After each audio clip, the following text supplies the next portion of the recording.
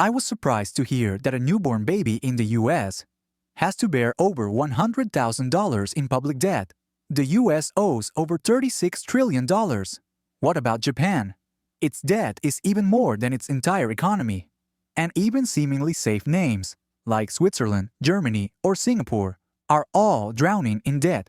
If every country is in debt, then the question is, who do they owe? And who pays for this enormous debt? Do you think it's the government? The one who actually pays the debt is you. It's just that you were never asked. Meanwhile, democratic freedom is always highly emphasized.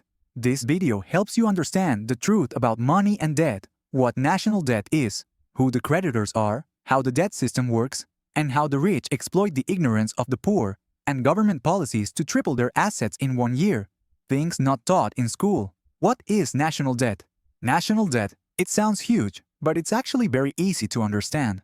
It's like you spending more money than you earn each month. When expenses exceed income, you need to borrow. The government is the same. When tax revenues are not enough to cover civil servant salaries, healthcare, education, national defense, they need to borrow money to make up that shortfall. And the way they borrow is by selling government bonds. Citizens buy bonds. The government promises to repay with interest. Banks buy bonds. The government then has money to spend. Foreign countries buy bonds. The nation can expand its capital flow even more. But don't be mistaken. This is not money falling from the sky. These are all loans with due dates. And at that time, someone has to pay. Who truly pays the national debt? The government borrows, they spend, they issue bonds. But when it's time for payment, the government is not the one who pays. You are the one who truly bears that debt. And the system has many ways to do that, without asking your permission. The first way is higher taxes. You work hard and pay personal income tax. Businesses pay taxes. The price of goods increases due to taxes. A large part of that is used to pay interest on those huge loans. But the ultimate burden of that tax falls on the poor, because businesses have already included the tax in the price of the products people buy. The second way, more sophisticated, is inflation. They print more money. The value of money decreases, and you buy less with the same salary. You see it. Higher gas prices, higher milk prices, tuition, electricity, everything increases. But salaries remain stagnant. Money flows out like water, but flows in like individual drops of coffee. The third way, more silently, is cuts to public services. Fewer teachers, overcrowded hospitals, deteriorating infrastructure. Everything gets worse because money is being used to pay debt, not to serve you. That's how the system collects money, without asking for your opinion. Politics and borrowing. The term game, there's a truth few talk about. Politics and public debt always go together. No politician who promises to tighten belts wins an election. They promise to spend more. Subsidies, free education, tax cuts, infrastructure investment. But how do they spend? By borrowing. When a government needs $50 trillion but only collects $40 trillion, they don't dare raise taxes for fear of public protest. They also don't dare cut spending for fear of losing their seats. So they choose the easiest way. Issue bonds, borrow more legally. Debt increases, but no one immediately sees the consequences. Because politicians only stay for 4 years, and debt, it lasts for 40 years. Your children will be the ones paying debts that you never voted for. Do you think a president needs high specialized economic knowledge? Poor citizens in a rich nation.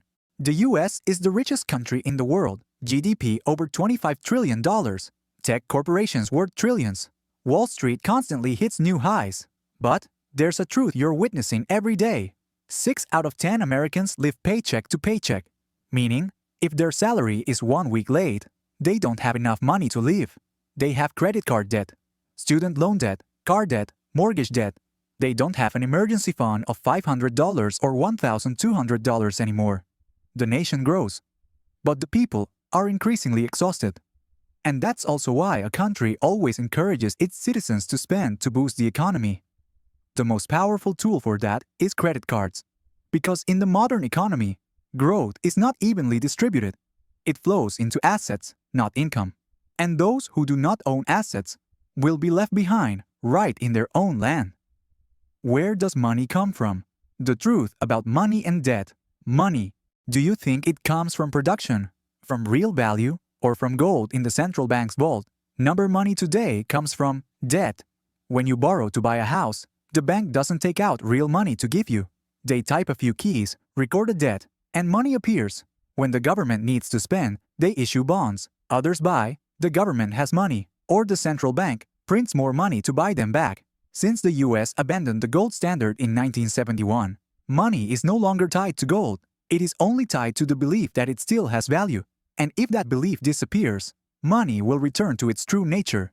Just paper, just numbers on a screen. There have been many countries that fell into a situation where faith in money disappeared, using money to boil water and for heating.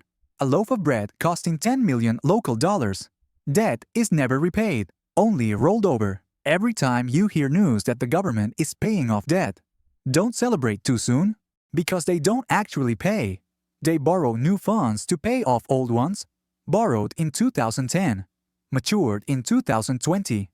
They issue new bonds, collect money, then use that to pay the old debt. That game is called debt rollover, and the debt amount almost doubles each time. It has no end, as long as there are people willing to buy bonds. But if investors start to doubt, if interest rates rise too quickly, or if faith in the government falters, the whole cycle will collapse. And then there will be no one left to borrow from, and no money to pay. That's what happened to Argentina, with Sri Lanka, and almost to Greece. And if you think never in the US, remember every system lives on trust until it doesn't. Are there any debt-free nations, and why borrow? So, are there any countries in the world that have no debt? The answer is no. Even Switzerland, a country famous for its financial discipline, still has debt. Germany, Singapore, Japan, all are burdened with trillions of dollars in government bonds. Because in the modern economy, debt is not a disaster, but it is an operating mechanism. Governments need to borrow for building roads, hospitals, schools, responding to natural disasters, crises, keeping the economy from freezing. If they don't borrow, they are forced to raise taxes or drastically cut spending. This leads to recession, unemployment, social instability. Borrowing, when used correctly, is fuel for growth. The problem is not having debt, but in the ability to control it before it controls you. Personal finance lessons. In a debt-addicted system, after all you've just heard, there's one thing you need to remember. You are not the government. You cannot print money. You cannot issue bonds.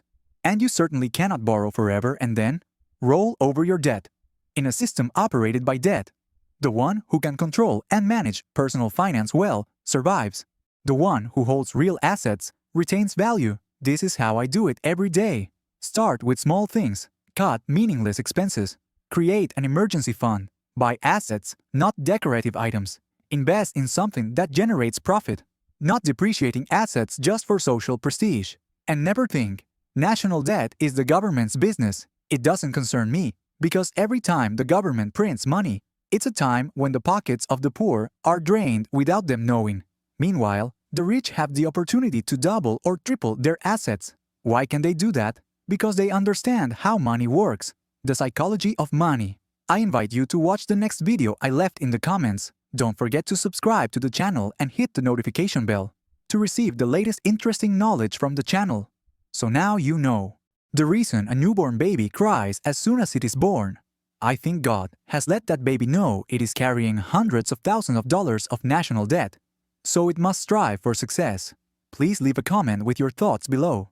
Because if the poor don't understand money, the rich will use that very lack of understanding to make money. Don't forget to subscribe to the channel.